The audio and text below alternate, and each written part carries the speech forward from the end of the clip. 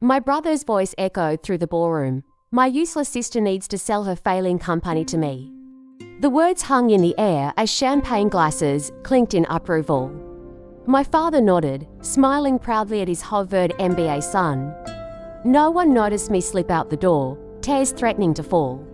They'd always seen me as the family disappointment, the Stanford dropout with unrealistic dreams. Little did they know, my failing company was worth $99 million, and what happened the next morning would change everything forever. Before I dive into my story, I'd love to know where you're watching from. Drop your location in the comments below.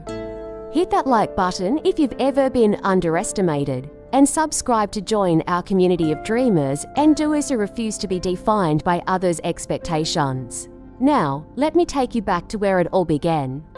Growing up as Natalie Hayes meant living in the shadow of expectations. My mother, Victoria, was the only one who saw beyond the conventional paths to success. Innovation doesn't follow a syllabus, she whispered while helping me build circuit boards in our garage at 13. Meanwhile, my brother, Bradley, was being groomed for proper business success. Debate team, student government, and perfectly pressed shirts that matched our fathers. When Mom passed away during my sophomore year at Stanford, something in me shifted. The prestigious computer science program suddenly felt confining. The theories were fascinating, but the pace was excruciating. Real-world tech was evolving weekly, while we spent semesters on concepts that were already being revolutionized in the field. "You're throwing away your future," my father, Lawrence, said when I called to tell him I was leaving Stanford. "This impulsiveness is exactly why you'll never succeed like your brother." The word stung, but I'd already secured a position at a startup doing fascinating work with early AI applications. That was 6 years ago. Today, at 28, I'm the founder and CEO of Evrything, an AI solutions company revolutionizing virtual assistant technology. Our proprietary algorithms create genuinely intuitive digital assistants that learn and adapt to users in ways competitors haven't matched. Current valuation, $99 million. Not that my family would acknowledge it. Natalie, the Q3 numbers are in. Marcus Reynolds, my loyal coup, announced as he entered my office. Marcus had been with me since the beginning, one of the few who believed in my vision when everyone else saw a college dropout with delusional ambitions. "Let me guess, we've plateaued, and it's time to accept Bradley's generous acquisition offer," I teased, already knowing the truth. Marcus laughed, sliding the financial report across my desk. "Actually, we're up 20% from last quarter. The Henderson implementation exceeded projections, and we're getting incredible feedback on the emotional intelligence upgrades." I scanned the figures, a quiet satisfaction replacing the perpetual anxiety I carried since founding Evrything. We weren't just surviving, we were thriving. Our virtual assistant technology was becoming the gold standard in the industry. "Don't look now, but I think we might actually know what we're doing," I said, allowing myself a rare moment of pride. My phone buzzed. "Father," I considered letting it go to voicemail, but remembered my therapist's advice about setting boundaries rather than building walls. "Natalie," my father's voice carried the perpetual disappointment I'd grown accustomed to. "I assume you've remembered Bradley's promotion party tonight."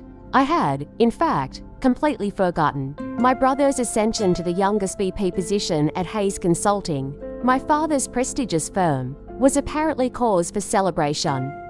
Of course, I lied, looking forward to it. "Proper tie this time, please," he said.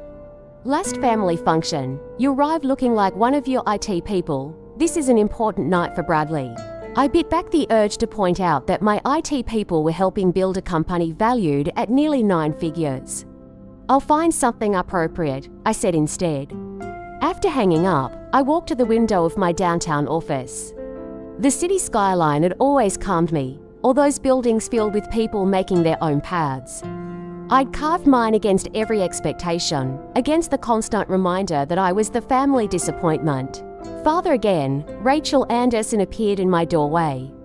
My best friend since high school had become Novatech's marketing director, translating our complex technology into campaigns that actually connected with people. Reminding me about Bradley's celebration tonight, apparently. I need fashion advice to attend my own brother's party. Rachel rolled her eyes. Will the golden child be announcing his run for president while walking on water? Or is this just about making partner?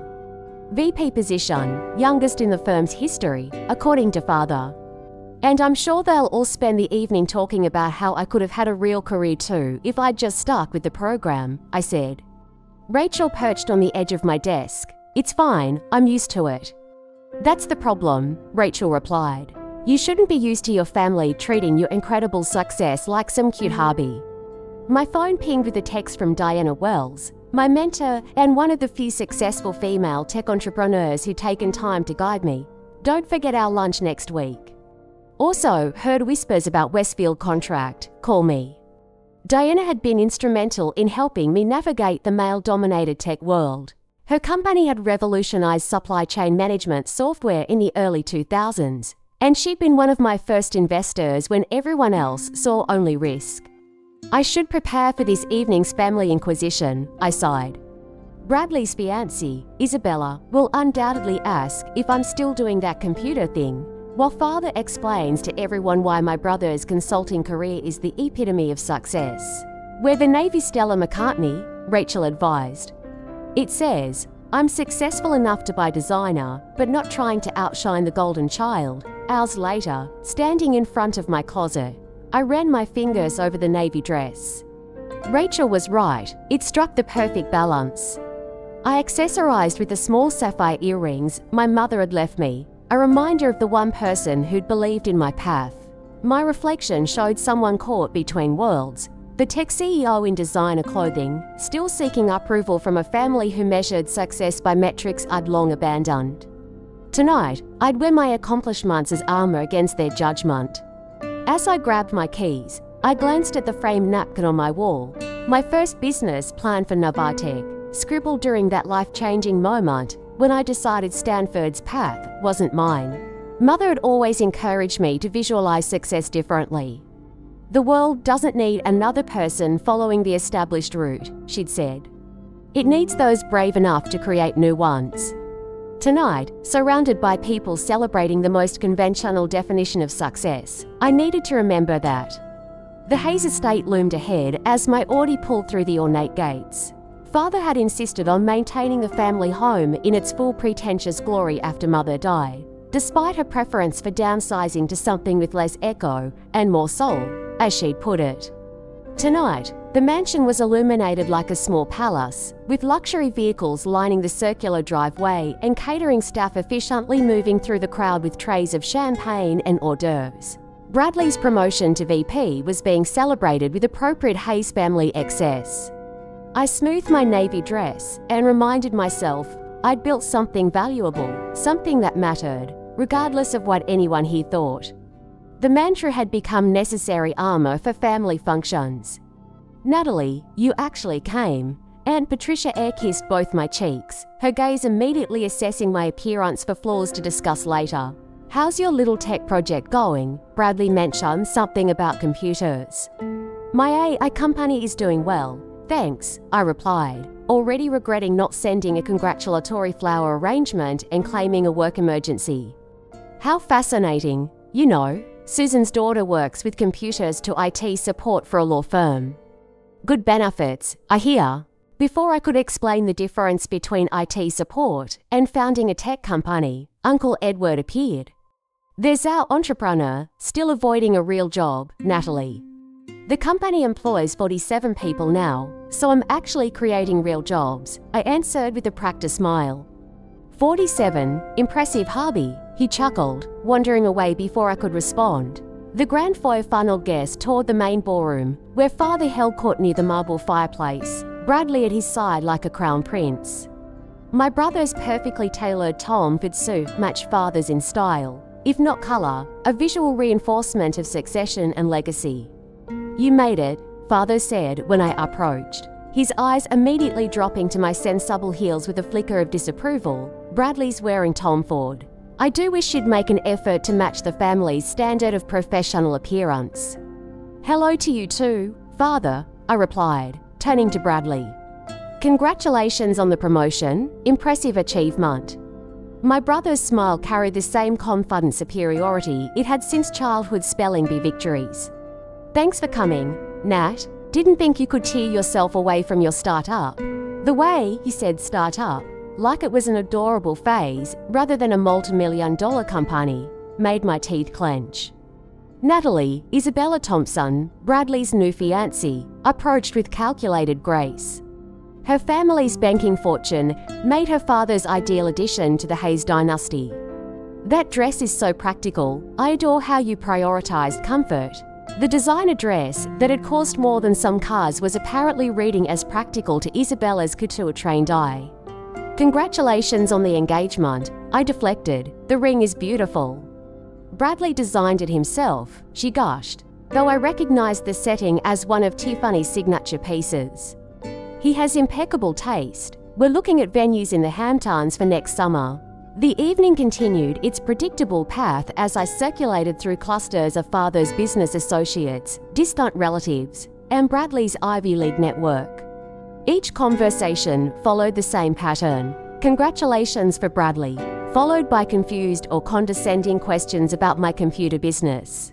By the time everyone was ushered to their seats for dinner, I'd explained what our technology actually does 14 times, received 6 suggestions about getting a proper MBA, and heard for variations of it's never too late to follow a traditional career path. Father stood at the head table, crystal champagne flute raised. Tonight, we celebrate excellence, he began, his commanding presence immediately silencing the room. Bradley has always understood the value of a proper foundation, Stanford undergraduate with honors, Harvard MBA, and now the youngest vice president in Hayes Consulting's 70-year history. The crowd murmured appreciatively as father continued, extolling Bradley's conventional path as the template for success. When people ask about legacy, about carrying forward family values of excellence and tradition, I point to my son. I took a long sip of champagne, letting the bubbles burn slightly. The implied comparison hung in the air, one child following the approved blueprint for success, the other an aberration. And now, father concluded, I'd like to propose a toast to Bradley Hayes, who proves that discipline, traditional education, and respect for established business principles are still the surest path to success. Glasses clinked around the room as Bradley rose to accept the adulation, his confident smile surveying the room before he spoke. Thank you, Father, and thank you all for celebrating with us tonight, he said, his practiced charm working the room. Success has always been about recognizing opportunity and understanding risk. Speaking of which, Bradley's eyes found mine across the room, and something in his expression sent a chill through me. Many of you know, my sister has been working on a tech venture since dropping out of Stanford. A ripple of whispers moved through the room. What you may not know is that Novatech has been burning through investment capital at an alarming rate, while failing to deliver on its core technology promises. The room went silent. My hand froze around my champagne glass as Bradley continued, his voice carrying concern that didn't reach his eyes. I feel responsible for protecting Natalie from further embarrassment in the business community. Therefore, I'm publicly extending an offer to acquire Novatech at 20% of its paper valuation, a generous offer given its current trajectory. Shocked faces turned toward me as Bradley delivered his coup de grace. My team at Hayes Consulting can integrate any salvageable technology while providing Natalie with a graceful exit from what has become, unfortunately, another cautionary tale about inadequate business foundation. The silence stretched for 3 unbearable seconds before Father's voice cut through it. Very generous, son, the family takes care of its own. The room erupted in hushed conversations, pitying glances thrown my way. Isabella smirked slightly from beside Bradley. I sat perfectly still, a lifetime of Hayes family training preventing the scene my trembling hands wanted to create. Instead of throwing my champagne in my brother's face, instead of publicly challenging his blatant lies, I quietly placed my napkin beside my plate, stood, and walked out of the ballroom with as much dignity as I could muster. No one followed me to the door.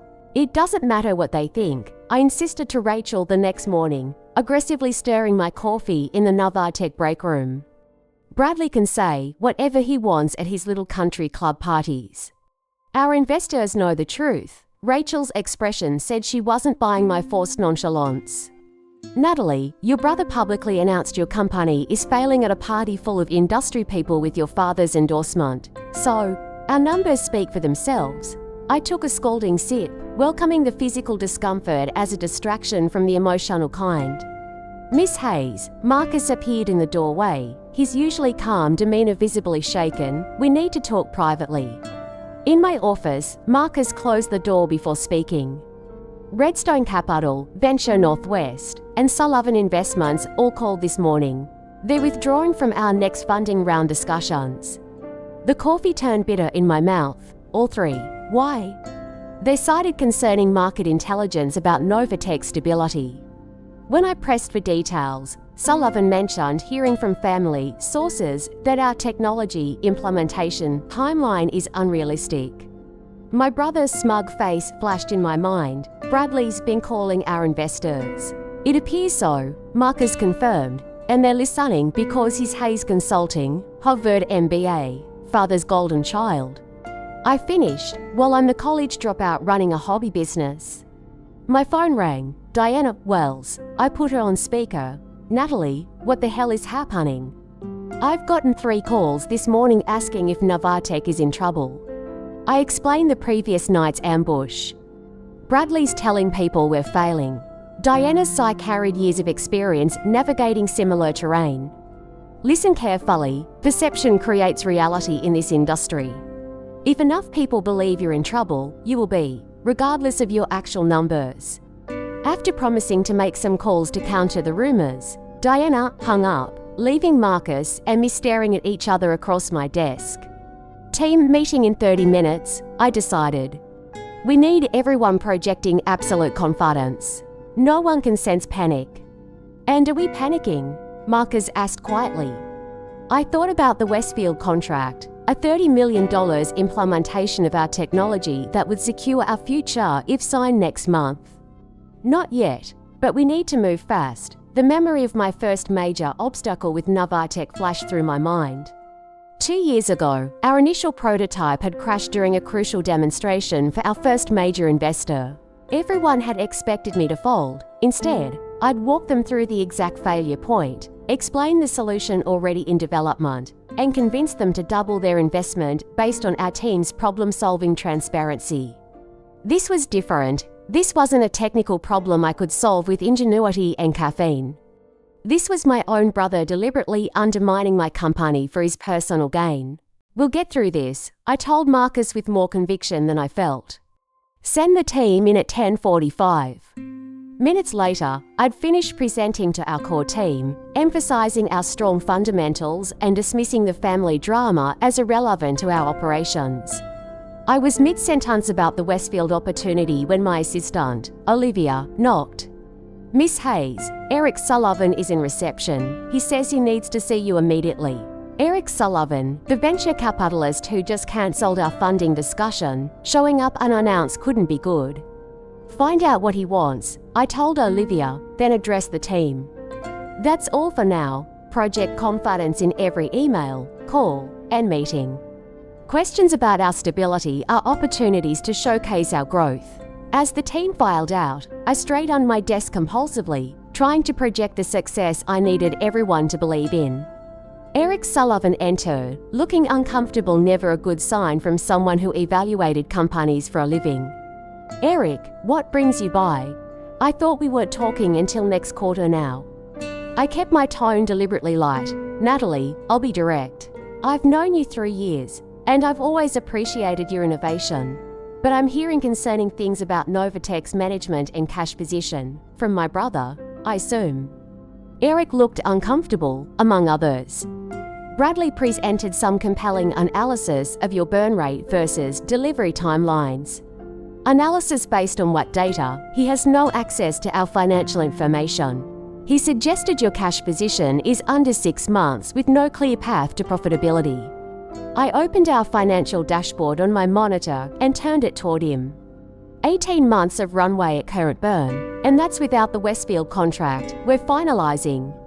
Eric studied the screen, his expression softening slightly. This looks better than what I heard. But, Natalie, perception matters in this industry. So you're withdrawing $8 million in funding because of rumors started by my brother, who happens to be trying to acquire us at 20% valuation. Eric had the decency to look uncomfortable. When you put it that way, it sounds problematic, because it is problematic, Eric. After he left with a weak promise to reconsider, my desk phone rang. Thomas Bennett, the Westfield account executive. Natalie, I wanted to call directly rather than email. We're hearing some concerning rumors about Novartek. My heart sank. Let me guess, about our financial stability and ability to deliver. Yes, actually, we were quite surprised, given our technical review was so positive. I spent 20 minutes reassuring Thomas, walking him through implementation timelines and contingency plans. He seemed somewhat reassured, but mentioned the contract approval might take longer than anticipated to get through their board. The final blow came that afternoon, an official letter from Hayes Consulting offering to purchase Novartek at 20% of its current valuation, citing market corrections based on implementation realities. The offer was dated yesterday, before Bradley's public announcement. He planned the whole thing. I stared at the document, the Hayes Consulting letterhead blurring slightly. My brother had moved from undermining me at family dinners to actively trying to destroy what I'd built. And he was using our father's company, our family legacy, as his weapon. The framed family photo hit the wall of my apartment with a satisfying crash, glass shards scattering across the hardwood floor. 3 days of constant damage control had left me exhausted and furious. Every investor call, every client reassurance, every team pep talk had drained another ounce of my depleted emotional reserves. Feel better, Rachel asked from my couch, wine glass in hand. No, I admitted, staring at the fractured image of the Hayes family, Bradley, father, and me at some charity gala years ago, all perfect smiles hiding perfect dysfunction. But it was either the picture or my laptop, and I need the laptop. My phone buzzed with a text from Marcus. Found something. Coming over. 20 minutes. Marcus rarely left his computer after hours, let alone made house calls. Marcus found something. I told Rachel, he's coming here. When Marcus arrived, his expression confirmed my suspicion that whatever he discovered wasn't good. I've been digging into why Bradley is suddenly so interested in acquiring Novartek, he began, opening his laptop on my kitchen counter. Hayes Consulting signed a major contract with Zenith Global 6 months ago, $80 million for a complete AI-driven logistics management system. That's not their expertise, I frowned. They're management consultants, not tech developers. Exactly, but the contract's tech specifications are remarkably similar to our Westfield proposal. Marcus turned his screen to show side-by-side requirements. They're practically identical, Rachel leaned closer. They sold Zenith our technology before they'd acquired us. It explains the lowball offer and the urgency, I realized. They need our AI engine to fulfill a contract they've already signed. Marcus nodded grimly. They promised delivery in 9 months. They're 4 months in with nothing to show because they can't build what they promised. So, Bradley isn't just being a jerk, Rachel concluded. He's desperate. Desperate enough to tank our reputation, spook our investors, and try to force a sale. I agreed, the pieces falling into place. Hayes Consulting will fail to deliver without our technology. The next morning brought fresh challenges. My meeting with First National Bank revealed our business line of credit options had suddenly become limited due to industry risk reassessment. This reassessment wouldn't happen to coincide with calls from Hayes Consulting, would it? I asked the uncomfortable loan officer. We can't discuss other client relationships, she replied stiffly. I drove straight to Hayes Consulting afterward, bypassing the reception desk with a family privilege I rarely invoked. Father's executive assistant, Charlotte, didn't even try to stop me. The pitying look on her face suggested she'd been expecting this confrontation. Father was alone in his office, reading glasses perched on his nose as he reviewed documents with the same stern concentration I remembered from childhood.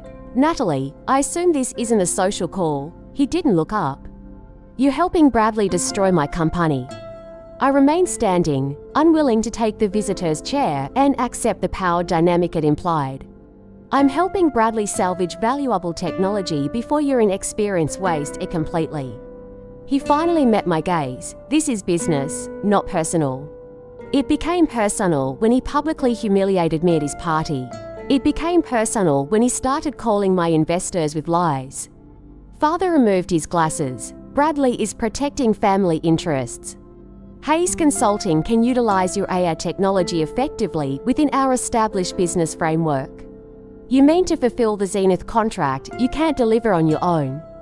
A flicker of surprise crossed his face. You've been well informed. You raised me to do my homework, I replied coldly. You and Bradley sold technology you don't own and can't develop. Now you're trying to acquire my company at a fraction of its value to save yourselves. We're offering you a graceful exit from a situation that's becoming untenable. Father's tone carried the familiar disappointment. Your company is losing investor confidence daily. Because Bradley is deliberately undermining it. Because the market recognizes when a company lacks proper leadership foundation. He stood, signaling the conversation was ending. The offer increases to 25% valuation if you accept within the week. After that, we'll pursue other options. What other options? I demanded. Your lead developer, Jessica Thompson, had an interesting conversation with our HR department yesterday. She was quite impressed with our compensation package.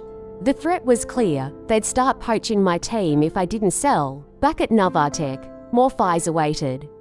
Catherine Morgan, CEO of rival AI firm DataMinds, had requested a meeting to discuss industry challenges. The thinly veiled acquisition conversation ended with her making a suspiciously similar lowball offer. I've heard things aren't stable at Novartek, she said with practiced concern. I'd hate to see your technology lost if things don't work out. Heard from Bradley Hayes, by chance? I asked. Her surprised expression confirmed my suspicion before she recovered. From various sources, the industry talks, Natalie. After Catherine left, I received a call from Garner Technologies, a potential integration partner we'd been courting for months. Their technical team had loved our AI engine, but now their CEO was reconsidering the alignment. Your technology is impressive, he began cautiously, but we need confidence in our partner's stability. My temper finally snapped, and I suppose Hayes Consulting reached out recently to express their concerns about that stability. I'm not at liberty to discuss. Let me save us both time, I interrupted. My brother is trying to acquire my company at a fraction of its value by spreading false information about our financial position. If you're going to let industry gossip override your technical team's assessment, we don't have anything more to discuss. The silence stretched uncomfortably before he responded. I appreciate your candor, but this aggressive approach isn't reassuring. After he hung up, I stared at the phone, regretting my outburst but too exhausted to care. Marcus appeared in my doorway, concern evident. We need to talk about the development timeline, he said quietly. What's wrong now? Nothing's wrong. Exactly, but I've been thinking. If we accelerate the adaptive learning algorithm for the next release, we could demonstrate capabilities that Hayes Consulting can't possibly replicate. The idea had merit. Showing the market exactly what Bradley was so desperate to acquire might neutralize his narrative. How quickly could we do it? With the team working overtime, 3 weeks instead of 6. Do it, I decided, whatever resources you need. Later that evening, Rachel cornered me in my office. You haven't left this building in 3 days. When was the last time you slept more than 4 hours? I'll sleep when we've secured the Westfield contract, I replied, not looking up from my monitor. Natalie, you can't help the company if you collapse. Her voice softened. I'm worried about you. I'm fine, I insisted, though the 4 empty coffee cups on my desk suggested otherwise. You're not fine. You're working 20-hour days. You're barely eating. And you snap at everyone who isn't Marcus. She was right, but admitting it felt like surrender. I can't show weakness right now. The team needs to see absolute confidence. The team needs a leader who isn't running on caffeine and spite, Rachel countered. Before I could respond, my email pinged with a press release notification from Hayes Financial Group, Father's holding company. The headline made my blood run cold. Hayes family expresses concern about Novatech leadership. The brief statement expressed family concern about my inexperience and suggested that proper business guidance was needed to protect the innovative potential of Novatech's technology. The message was clear: this wasn't just Bradley anymore. The entire Hayes family empire had declared war on my company. 3 months, I said flatly, staring at the financial projections spreadsheet on the conference room screen. We have 3 months of runway left if no new investments or major contracts materialize, Marcus nodded grimly. The development acceleration is burning cash faster, and 3 potential investors pulling out created a domino effect with others. The financial reality was stark.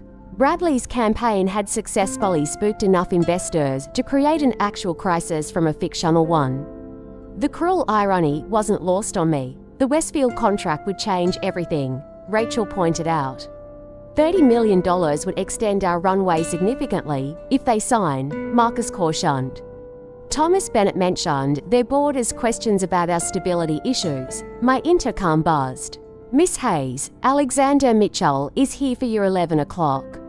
Alexander Mitchell was a newer player in tech investment, brilliant, unconventional, and refreshingly straightforward. We'd met at a conference 6 months ago and had preliminary discussions, but nothing concrete had developed. Show him in, I replied quickly, closing the financial projections. No need to greet a potential investor with a countdown to insolvency. Alexander entered with the confident ease of someone comfortable anywhere, his casual attire, jeans and equality button-down contrasting with the usual venture capitalist uniform of Patagonia vests and chinos. Natalie, good to see you again, he began, shaking my hand with genuine warmth. I've been following Novatech's progress. Your adaptive learning algorithms are outpacing competitors by significant margins. Thank you. We're proud of our technical achievements. I'm also hearing interesting rumors about family drama and company stability, he continued, his directness catching me off guard. Care to offer perspective before I consider investment? I appreciated the absence of pretense. My brother is attempting a hostile takeover by undermining investor confidence. He needs our technology to fulfill contracts Hayes Consulting can't deliver on their own. Alexander nodded thoughtfully. That aligns with my research.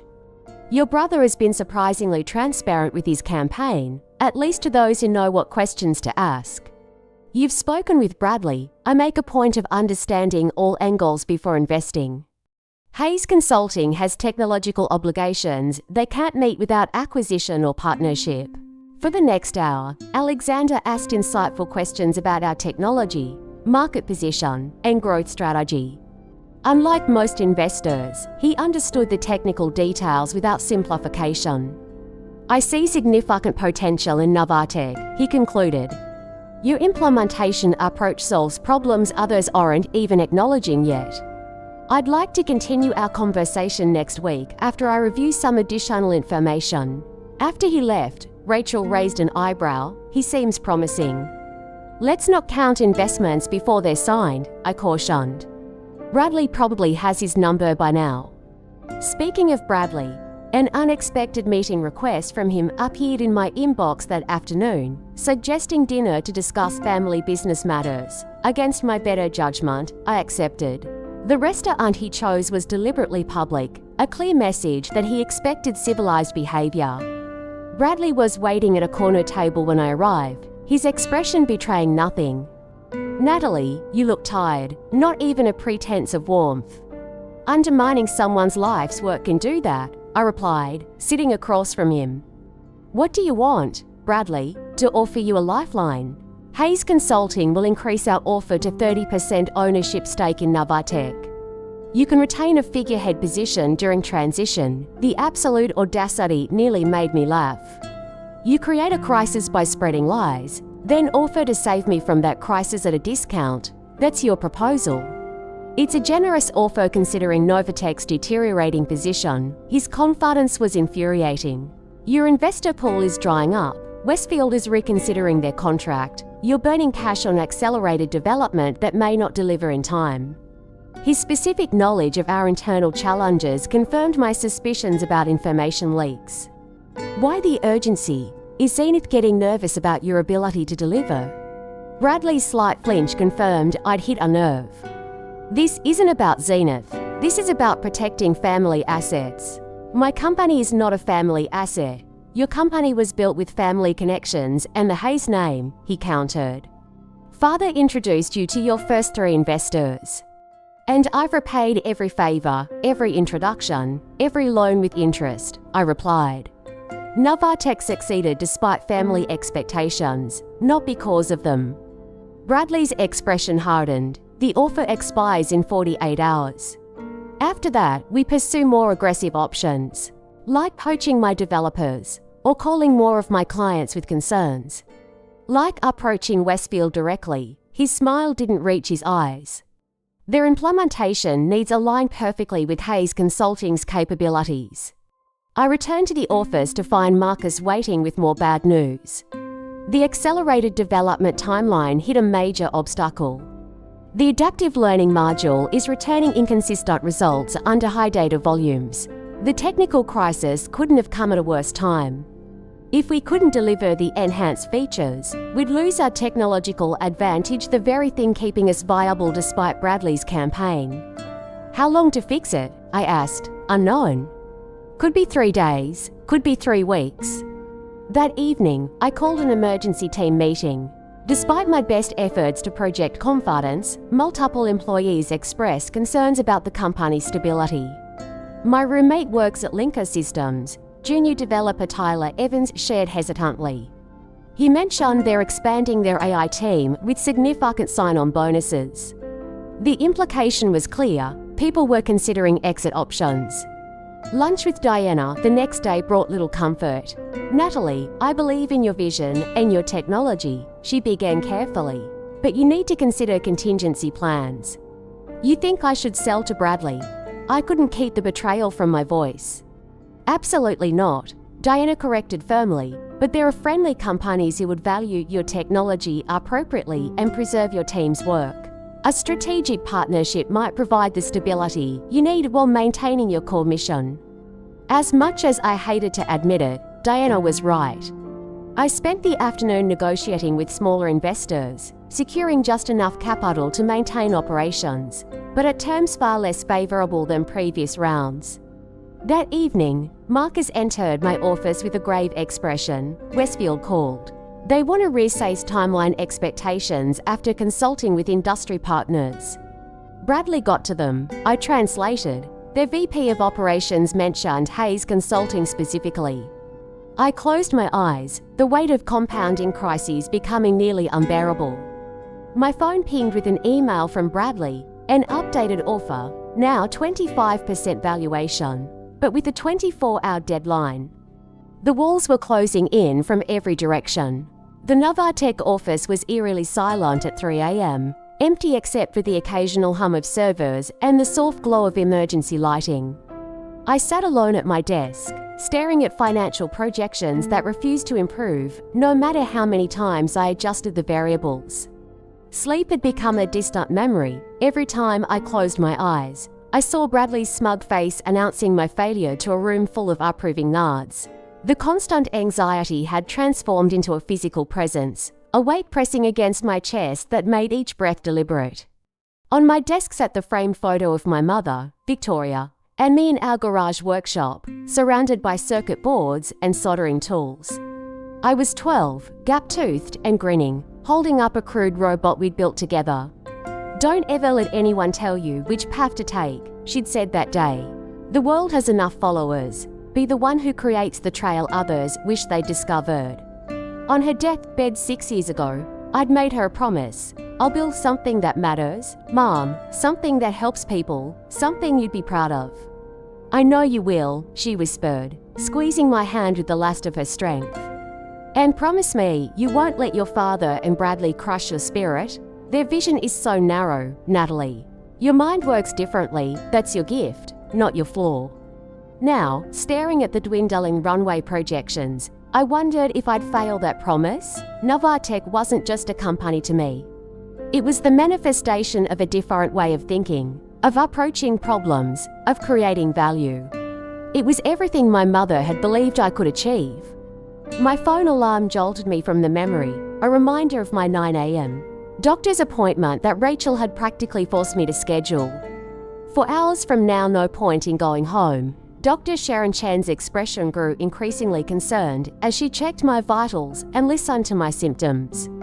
Your blood pressure is elevated, you're showing signs of exhaustion, and you've lost 8 pounds since your last visit 6 months ago, she summarized.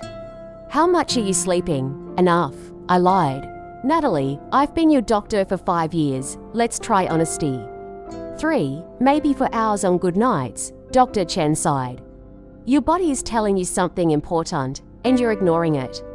This level of stress and sleep deprivation has serious consequences: compromised immune function, cognitive impairment, increased risk of cardiovascular issues. I don't have time to be sick, I replied. My company is fighting for survival, and it needs you functioning at your best, she countered, writing a prescription.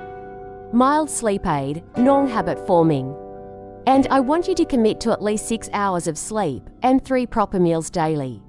I took the prescription, knowing I probably wouldn't fill it. Sleep wasn't a luxury I could afford when every hour might determine Novatech's survival. Back at the office, Marcus was waiting with an expression that told me the news wasn't good. Jessica Thompson gave notice this morning, he said, referring to our senior AI architect, along with Greg Parker and Michelle Wilson. 3 key team members, all irreplaceable in the short term. Hayes Consulting. I asked, already knowing the answer. Marcus nodded. Double their current salaries, guaranteed 2-year contracts, and significant signing bonuses. Bradley's not even pretending anymore, I said bitterly. He's just strip mining our talent. The accelerated development now seemed impossible. Without Jessica leading the AI architecture, we'd lose weeks just reorganizing the team. Greg and Michelle's departure created critical gaps in our development workflow. That afternoon, we attempted to demonstrate our enhanced AI feature to Alexander Mitchell. The system crashed 3 minutes into the presentation, returning nonsensical responses to basic queries. I apologize for the technical difficulties, I said, mortification burning through my exhaustion.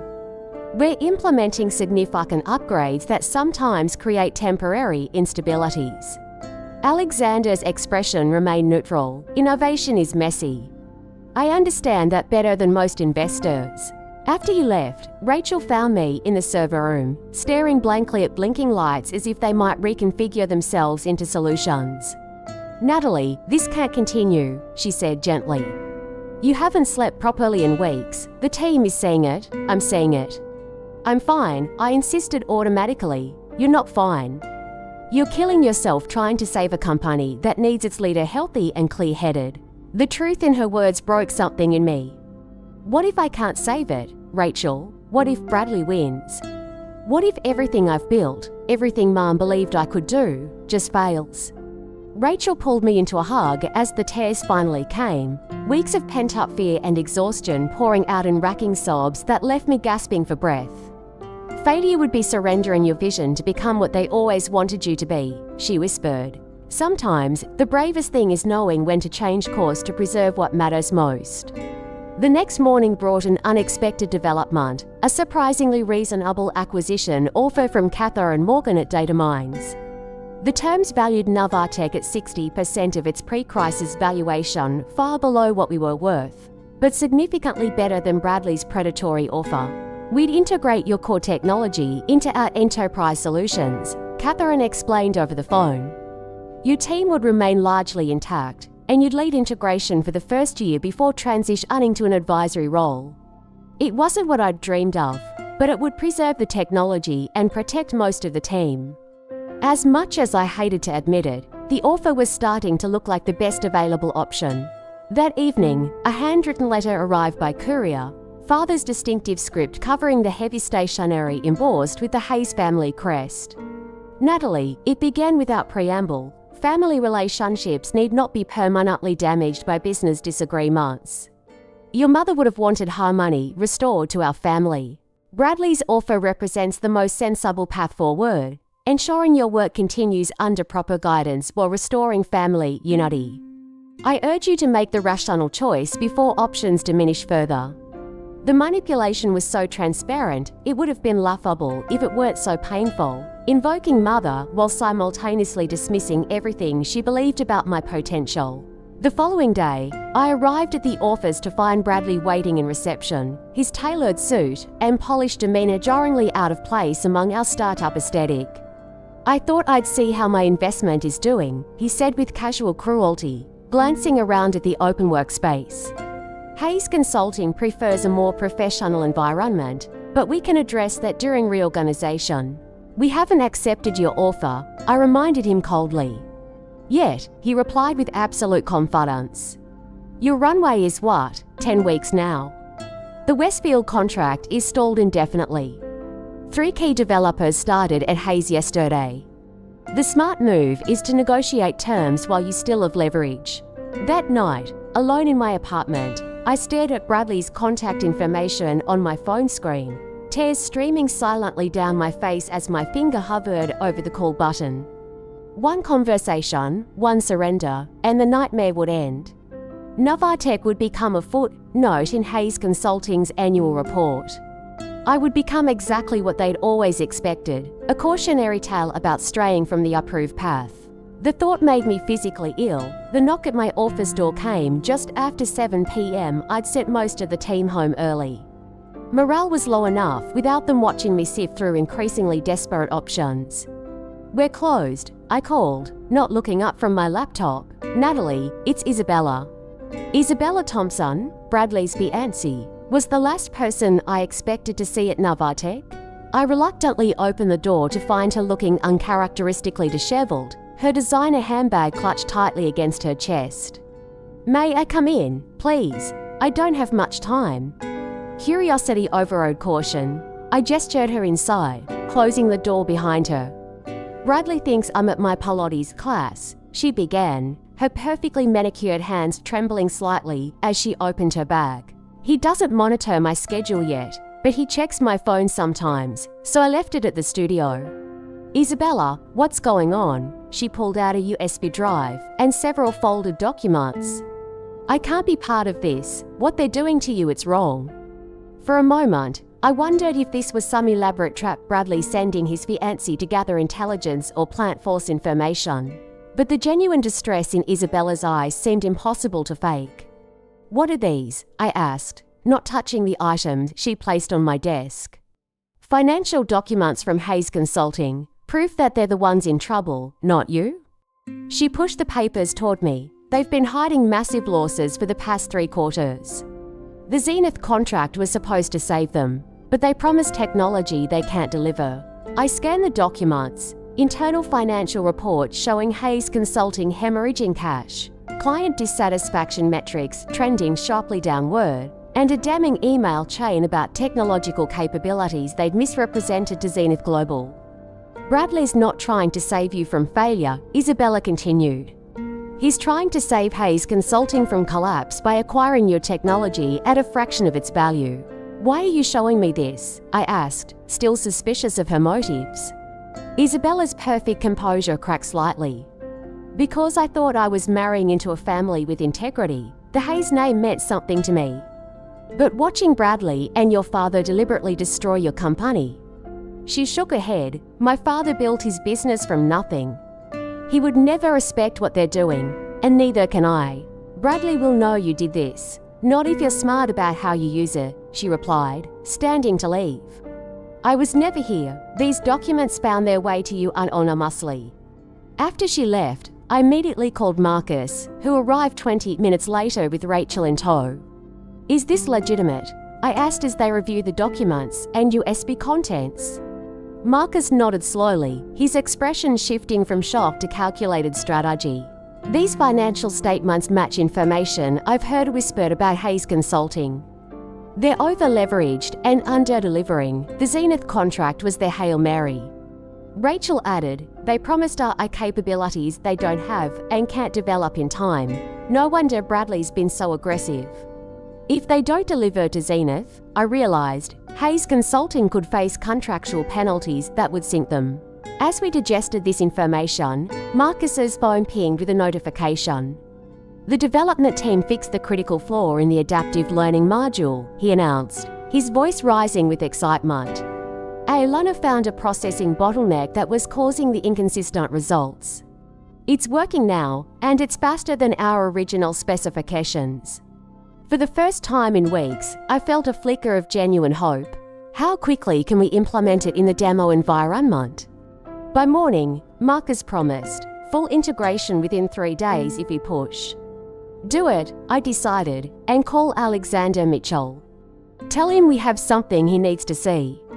The next day brought a whirlwind of activity. Alexander arrived for a private demonstration of our fixed AI technology, watching with increasing interest as the system processed complex queries with unprecedented speed and accuracy. This is remarkable, he said. Finally, the adaptive learning curve exceeds anything I've seen in the market. We solved the bottleneck issue yesterday, I explained, deliberately not mentioning the information about Hayes Consulting. If Alexander was going to invest, it needed to be based on our technology's merit, not our competitors' weakness.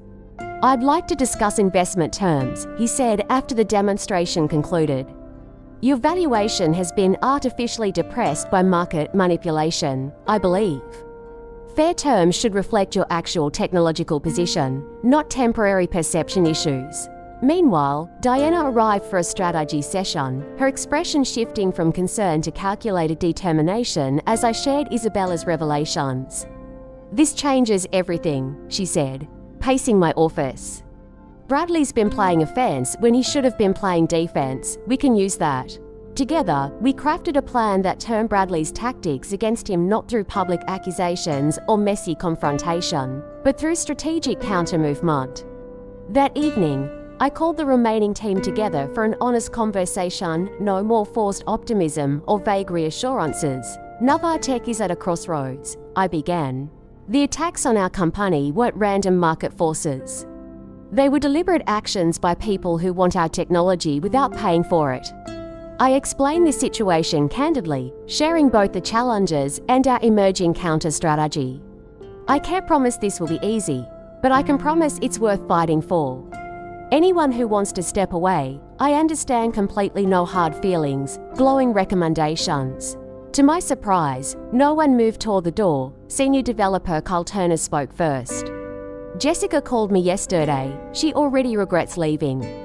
Says Hayes Consulting is a bureaucratic nightmare with impossible technical expectations. Others nodded in agreement. The solidarity was overwhelming.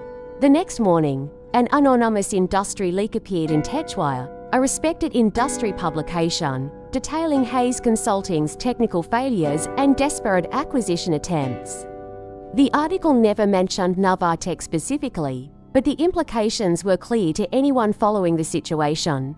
By afternoon, 3 separate sources had picked up the story, creating a wave of industry speculation about Hayes Consulting's ability to fulfill their contractual obligations. I watched from the sidelines, neither confirming nor denying any connection to the leaks, while Bradley scrambled to contain the narrative. We arranged a private demonstration of our fixed AI technology for Westfield executives.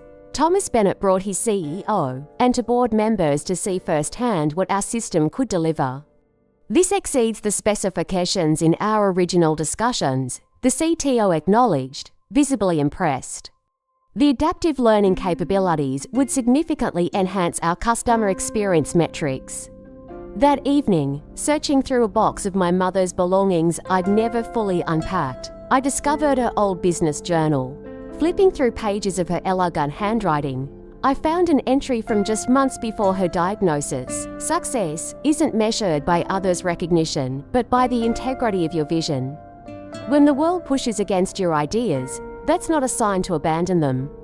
It's confirmation you're creating something truly new. The greatest innovations always face the fiercest resistance. The words felt like a message across time, my mother's wisdom finding me exactly when I needed it most. The Westfield contract signing ceremony was deliberately understated. Just key executives, legal representatives, and core team members gathered in our conference room. No press, no announcement, until the ink was dry. The revised agreement had expanded from the original $30 million to $45 million based on our enhanced AI capabilities, with an accelerated implementation timeline. "Congratulations, Natalie," Thomas Bennett said as we shook hands over the signed documents. "We're excited to move forward with Evrything as our exclusive AI solutions provider." The significance wasn't lost on anyone present. This wasn't just a contract signing.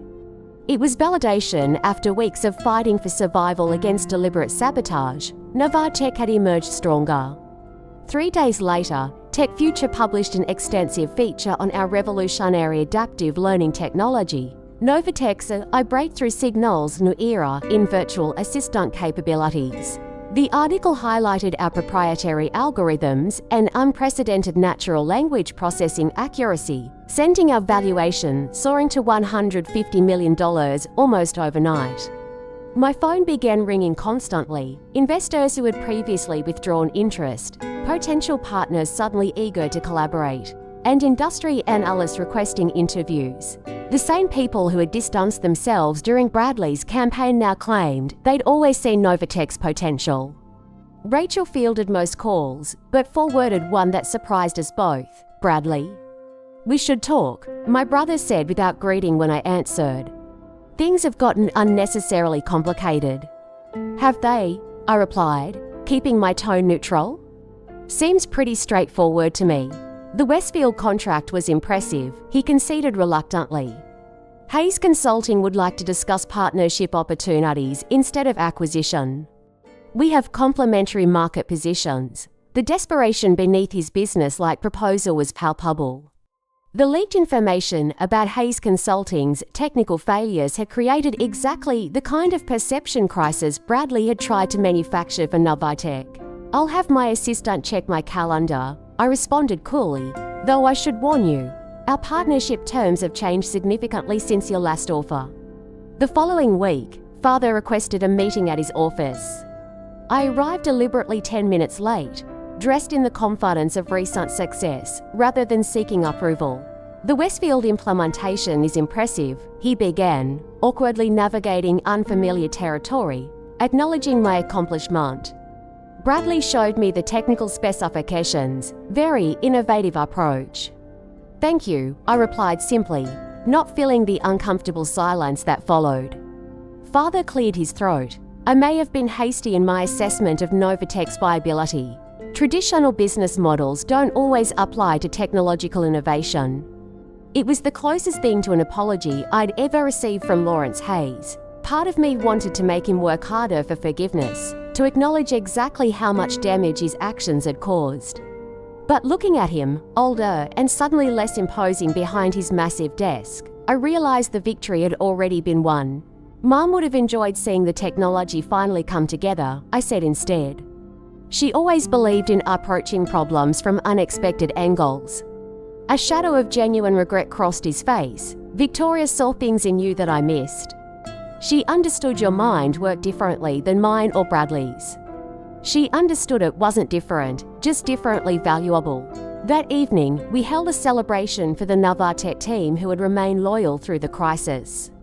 Marcus received special recognition for his unwavering support and technical leadership that had saved our accelerated development timeline. To the people who believe when belief was hardest, I toasted, looking around at the faces that had become family. Evrything exists because of your talent, your perseverance, and your willingness to create something new rather than accept something established. Rachel had outdone herself with the event planning, transforming our office into a celebration space complete with custom cocktails named after our technical achievements. The adaptive algorithm, a color-changing drink, proved particularly popular. Alexander Mitchell joined the celebration, his growing professional interest increasingly complemented by personal attention that I found myself welcoming. Unlike other investors I'd encountered, Alexander valued innovation over convention and understood that breakthrough ideas rarely follow traditional paths. "I knew you'd weather the storm," he told me quietly during a moment away from the crowd. "Your determination was evident from our first meeting. The technology is brilliant, but the vision behind it is what makes Evrything exceptional." 2 months later, I delivered the keynote address at Tech Forward, the industry's premier innovation conference. Standing before thousands of technology professionals, I shared Novatech's journey without sugarcoating the challenges. Innovation isn't just about technology. It's about perspective, I concluded. Traditional paths to success exist for a reason, but breakthroughs happen when we have the courage to create new ones. Sometimes, the most valuable qualification is being willing to see problems differently than everyone else. The standing ovation that followed wasn't just for me. It was for everyone who'd ever been underestimated, sidelined, or dismissed for approaching success differently than expected. In the audience, I spotted Father and Bradley, their expressions a complex mixture of pride, respect, and lingering discomfort with my unconventional success. We weren't a healed family. Too much had happened for simple resolution, but we were establishing a new dynamic based on earned respect rather than expected conformity. 6 months after the crisis, Novatech's valuation reached $250 million. The Westfield implementation had exceeded expectations, creating a wave of interest from enterprise clients seeking similar transformative solutions. We'd expanded to 78 employees, with Jessica Thompson returning as our AI architecture director after a brief, unsatisfying stint at Hayes Consulting. In honor of my mother's memory, I established the Victoria Hayes Innovation Scholarship for female tech dropouts with promising ideas. The first recipient, a brilliant 20-year-old who left MIT to develop algorithmic solutions for climate change prediction, reminded me of myself 5 years earlier, passionate, determined, and completely uninterested in following established paths. "You're changing the narrative about what success looks like," Diana told me over lunch, now both mentor and friend. 5 years ago, dropout was the first word in your professional description. Now it's barely a footnote. Mum would have loved that, I replied, thinking of her journal entry that had found me at my lowest moment. She always said the world needs trail creators more than trail followers.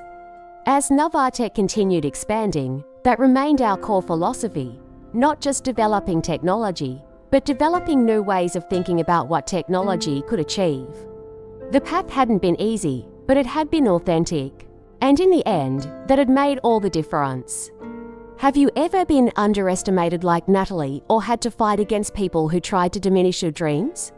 I'd love to hear your stories in the comments below. Sometimes, our greatest strength comes from proving others wrong about what we're capable of achieving. If this story resonated with you, please hit the like button and subscribe to our channel for more inspirational journeys of resilience and success against the odds. Remember to share this video with someone who might need encouragement to stay true to their unique path. Thank you for watching, and remember, sometimes, the people who tell you you're doing it all wrong are just afraid you've discovered a better way. Keep building your vision, even when others can't see it yet.